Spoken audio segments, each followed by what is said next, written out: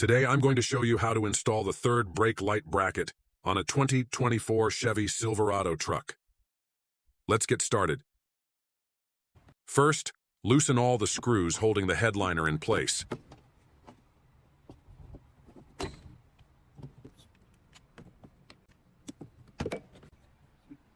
Keep all the screws and parts aside so you can put them back later.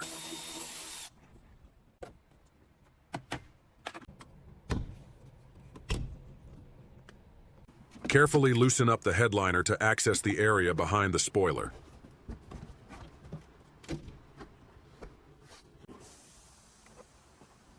Unplug the light harness. Remove all the screws holding the spoiler.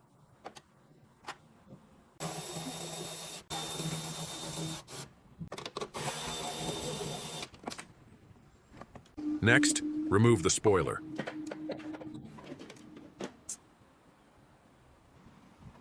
Now, loosen the screws on the third brake light and remove it from the spoiler.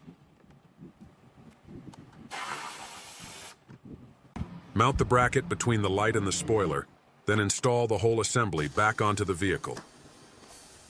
Route the wires through the grommet and seal all the holes with silicone. All done. Your bracket is installed.